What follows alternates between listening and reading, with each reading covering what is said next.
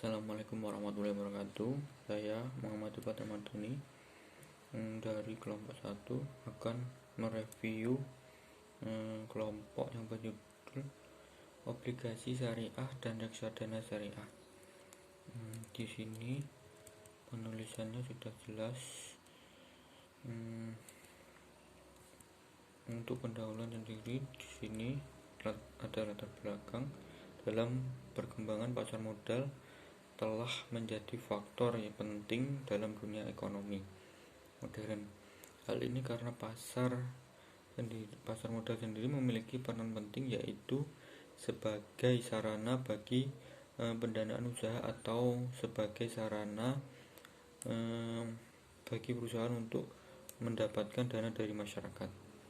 Di Indonesia, reksadana mulai dikenalkan ketika PT Dana Reksa didirikan pada tahun 1974, di mana perusahaan ini menerbitkan sertifikat yang dikenal dengan sertifikat Dana Reksa.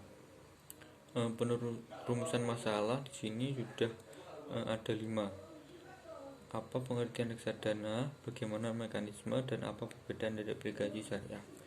Tujuan dari makalah di sini adalah untuk mengetahui pengertian dari reksadana dan untuk mengetahui jenis-jenis reksadana, untuk mengetahui mekanisme, dan untuk mengetahui perbedaan dari obligasi syariah atau konvensional.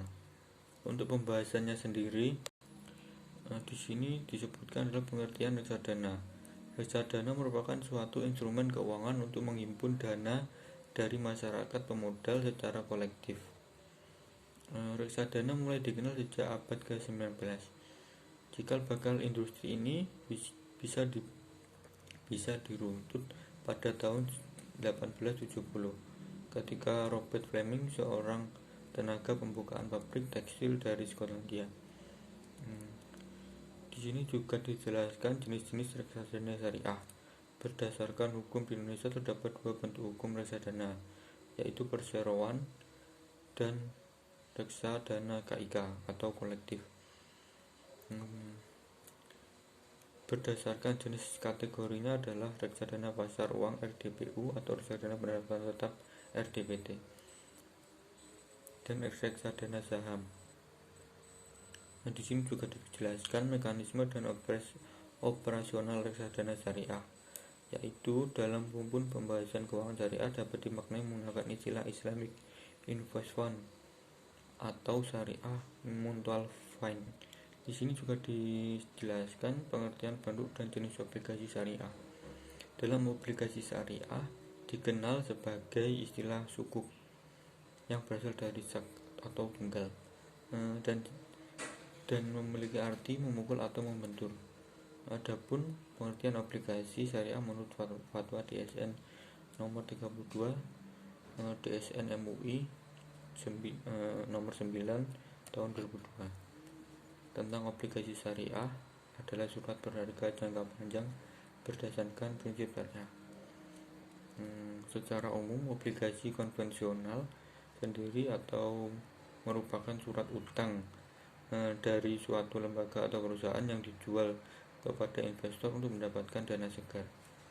Dalam bentuknya yang sederhana, obligasi syariah diterbitkan oleh sebuah perusahaan. Perbedaan obligasi syariah dan obligasi konvensional. Sukuk atau obligasi syariah berbeda dengan obligasi konvensional. Semenjak adanya pendapatan bahwa bunga adalah riba, maka itu dengan alternatif investasi dinamakan sukuk atau obligasi syariah. Sukuk atau obligasi syariah pada prinsipnya memiliki dengan obligasi konvensional. Di sini kesimpulannya adalah reksadana merupakan suatu instrumen keuangan untuk menghimpun dana dari masyarakat pemodal secara kolektif. Dana yang terkumpul selanjutnya dikelola dan diinvestasikan oleh seorang manajer saham melalui obligasi, valuta asing, dan deposito. Adapun jenis-jenisnya dalam reksadana syariah, di sini yaitu PT atau PT reksadana dan reksadana konsentif kolektif, reksadana KIK. Selanjutnya terkait obligasi syariah menurut fatwa DSN. Obligasi berharga jangka panjang berdasarkan prinsip syariah.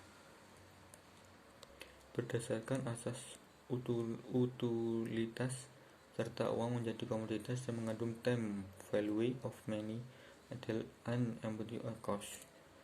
Nah, di sini juga ada saran, yaitu adalah kami menyadari bahwa dalam sebuah akla ini banyak kekurangan. Daftar pusaka, penulisan daftar pusaka kurang rapi di sini. Dalam penulisan daftar pusaka ada sedikit yang salah. Sekian review makalah dari saya. Wassalamualaikum warahmatullahi wabarakatuh.